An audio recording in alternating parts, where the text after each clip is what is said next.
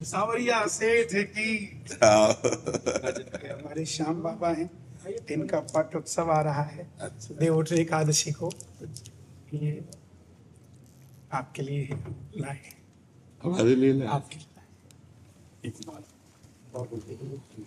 महाभारत में पांडवों में जो भीम के पुत्र हुए घटोत्कच, उनके पुत्र हुए बर्बरीक, तो उनके पास 3 बाण ऐसे थे कामाख्या की शक्ति, जिससे तीनों लोग जीत सकते थे।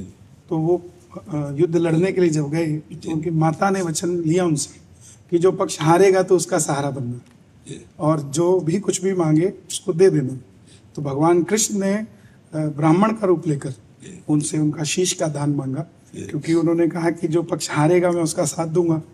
तो उन्होंने कहा अगर पांडवों की तरफ हुआ तो कौरव हारने लग जाएंगे, तो कौरवों के पास चला जाएगा, कौरवों के साथ हुआ तो पांडव हारने लग जाएंगे, पांडवों के पास चला जाएगा, इससे युद्ध का निर्णय निकलेगा। तो उन्होंने कहा भाई मैं क्या करूं, मेरा मार्गदर्शन कीजिए। तब उन्होंने कहा कि मुझे इस द्वापर में धर्म की स्थापना के लिए और कलयुग में धरती के कल्याण के लिए शीश का दान चाहिए। तब उन्होंने अपना शीश का दान दिया और उन्हें ही अमृत का पान कराकर ऊंची चोटी पर रखा।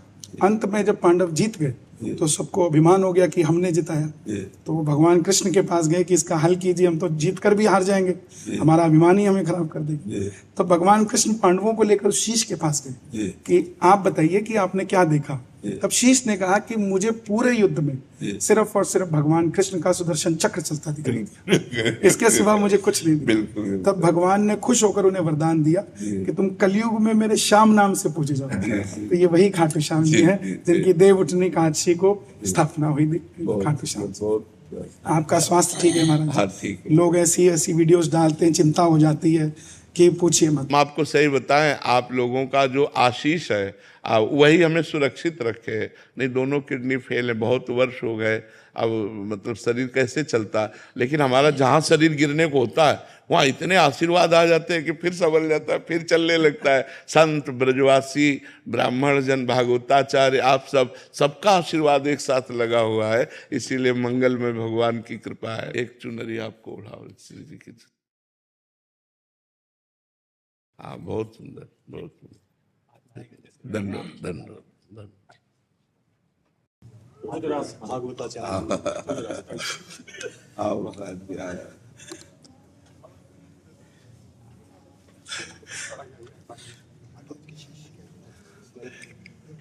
आप इनके ये हमारे गुरु जी है, ये हमारे दादा गुरु है। हमने वहाँ अध्ययन किया है भागवत जी। अभी हमारे यहाँ कथा चल रहा है। आपको मिलने का बहुत मन कर रहा था। आपका दर्शन हो।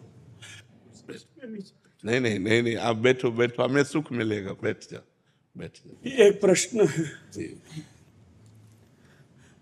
भक्ति मार्ग में आगे बढ़ने के लिए क्या कोई उद्यम हमको करना चाहिए या ठाकुर जी हमको कृपा करें? नहीं, हमको उद्यम करना चाहिए। हमारा जो वर्तमान समय है वो भगवत स्मरण में जाए, ऐसा ठाकुर जी ने आदेश किया है। अनन्य चेता सततम यो माम स्मृति नित्य सा तस्याहम सुलभा पार्थ नित्य युक्त योगिना। हमारे प्रभु का आदेश है कि मैं तुम्हारा हूँ, तुम हमारे हो, लेकिन तुम्हें वर्तमान समय को मेरे स्मरण में डालना है। अनन्य चेता सततम यो माम स्मृति नित्य सा तस्याहम। भगवान कह रहे मैं किसके लिए सुलभ हो जाता हूँ? जो मेरा अनन्य चिंतन करता है। बस हमको और कुछ नहीं देखना, ना भूत देखना है ना भविष्य देखना है। भूत और भविष्य अपने ठाकुर जी के चरणों में समर्पित है। भविष्य में वही होगा जो मंगल में रच रखे हैं, और जो हमारा भूत है वो तो प्रभु के चरणों में चला गया, शुभ अशुभ दोनों भस्म हो जाएंगे। हमको वर्तमान को उनकी स्मृति में व्यतीत करना है। बस एक चीज हमें पकड़नी है कि हमारा ये जो सेकंड है ये राधा राधा राधा। हर सेकंड, हर मिनट, हर घंटा, हर दिन, हर पक्ष, हर महीना, हर वर्ष, जीवन का एक एक क्षण वर्तमान का भगवत स्मृति में जाए, बस यही हमारा कर्तव्य है। अगर एक स्मृति चलती रही तो यस्य स्मरण मात्रेण जन्म संसार बंधनात् विमुच्यते नमस्तस्मै विष्णुवे प्रविष्णुवे। हमें स्मरण पकड़ना, बस हमारा कर्तव्य है स्मरण, और सारी जिम्मेवारी ठाकुर जी की।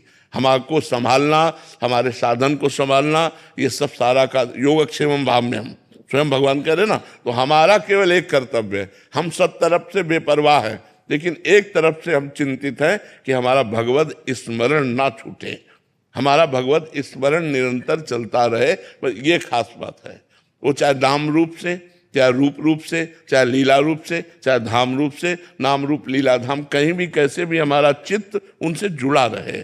चित्त जुड़ा है तो चित्त चोर मिल जाएंगे, इसमें कोई संशय नहीं। धन्योस्म्यहम् अनुगृहीतोऽस्मि भवतः करुणात्मना। यद्य मे श्रावितो साक्षात् अनाथेरितनो हरे।